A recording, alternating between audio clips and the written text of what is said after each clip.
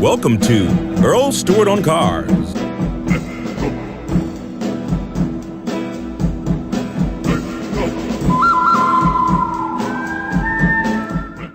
The Monroney label was enacted into law. 1958, Senator Monroney got this bill through Congress for the purpose of giving the car buyer the ability to compare apples and apples when he's buying a car.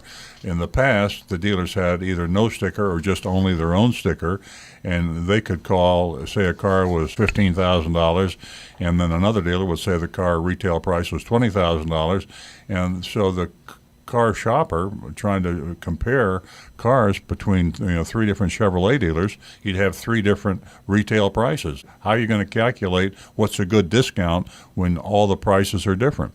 So Senator Monroney did a great service for the car buyer by enacting this into law in 1958. Now it's federal law mandated that every new vehicle, car and truck, must have the Monroney label named after the senator, the manufacturer's suggested retail price.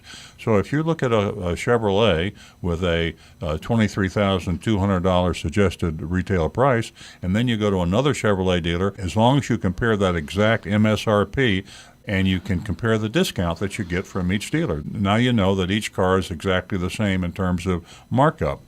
Today, it's been counterfeited, and that's the reason I call it the phony Monroney. So dealers take a label, and they make it look exactly like the Monroney label. Same fonts, the same type style, the same type size, colors, and they put it right alongside the Monroney label. And they add profit to build the margin. So, we had a local Kia dealer that was adding $7,000 to every one of his Kia Monroney labels, and that's a $10,000 violation of federal law per violation. So if you got 10 cars, that's a $100,000 fine. How do you find out? If you look carefully, oftentimes you'll see information on the addendum label that is not factory wording like ADM, standing for additional dealer markup, or market adjustment. They try to use abbreviations and names that sound official, and then they'll add a number, $1,000 or $2,995, and then there'll be a new total that's taken from the original Monroney label, and they show that total. So it isn't easy, and a lot of people are fooled, and that's the whole purpose of the phony Monroney, is to try to fool the buyer. I would recommend that when you're shopping for a car, when you think you've read the manufacturer's suggested retail price off the window, ask the salesperson or the sales manager to confirm that that is the manufacturer's suggested retail price. You can also verify that on the internet by going to kellybluebook.com, kbb.com. You can go to autotrader.com. You can go to Consumer Reports. There are any number of sources of information that will tell you the manufacturer's suggested retail price on any car you choose. You'd be surprised the number of people that don't even know the manufacturer's suggested retail price of the car they buy. They don't actually look at the car window of the car they buy. So it leaves them wide open to the dealer being able to put any number they want on the buyer's order. And, of course, by showing a much higher markup than is real with the phony Monroney, they can offer you a much bigger trade-in allowance, and that's one of the reasons they add these markups to the Monroney label.